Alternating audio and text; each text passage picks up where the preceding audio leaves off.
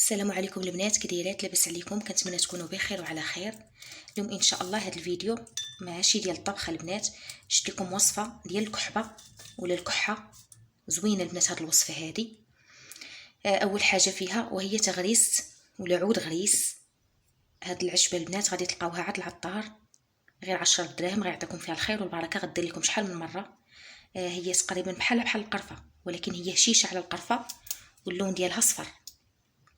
شفتوا البنات، انا راه غير كانوا عندي العواد طوال، ولكن مع بقيت كنستعمل فيها بزاف بقى لي غير هاد شويه بحال الدقدق.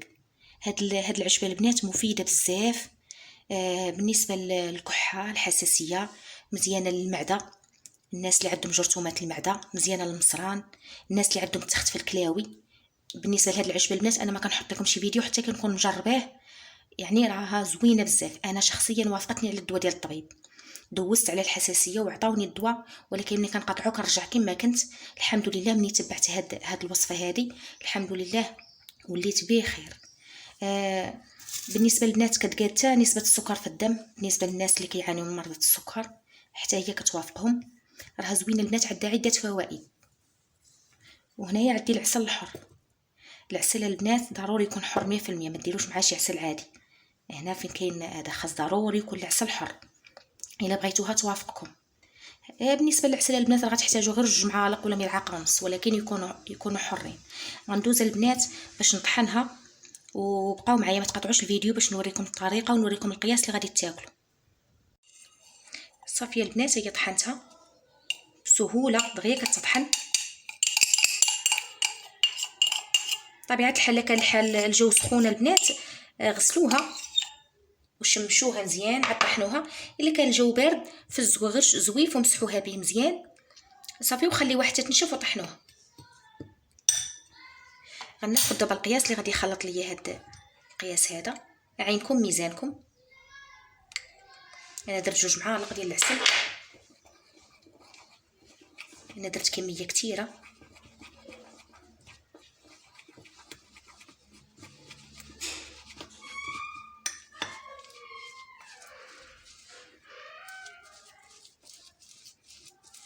الكميه اللي درتها البنات راه غدير لكم مده طويله، حيت ما غتاكلوش منها بزاف. انا غنوريكم القياس شحال غديروا. انا غنضيف هذا كامل.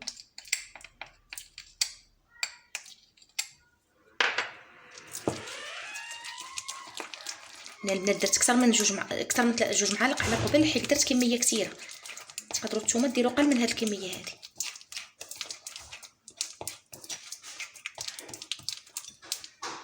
شوفوا البنات، انا خلطتها دابا.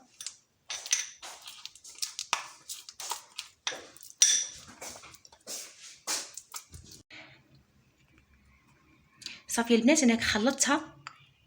غنوريكم القياس شحال غادي تاكلوا مع الصباح بكري. تقريبا شي نص ساعه قبل الفطور ولا ساعه الا ربع.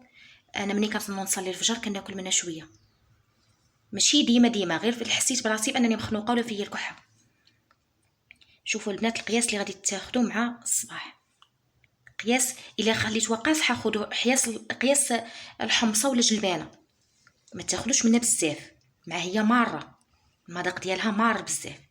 ما تاخذوش معاها الماء، غير هاد شويه سرطوه صافي ورجعوا لفراشكم مع الصباح بكري.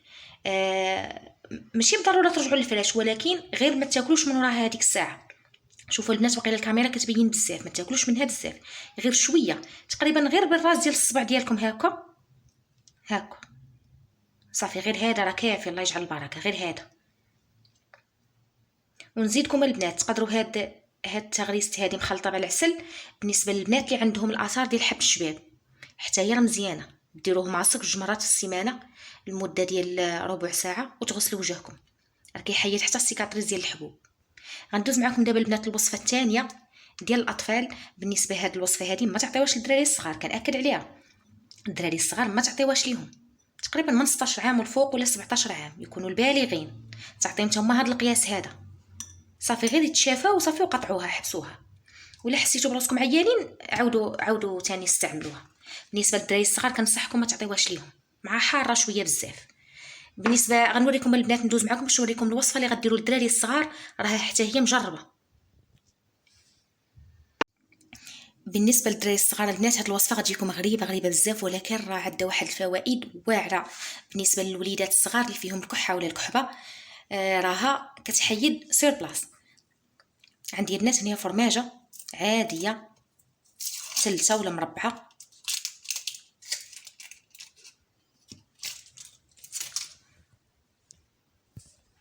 غنضيف عليها شويه ديال زيت الزيتون،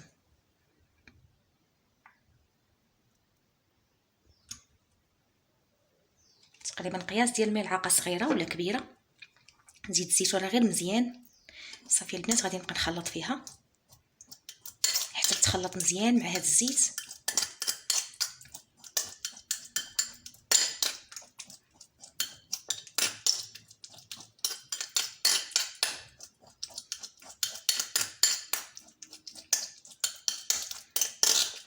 الوصفه البنات مزيانه للوليدات الصغار،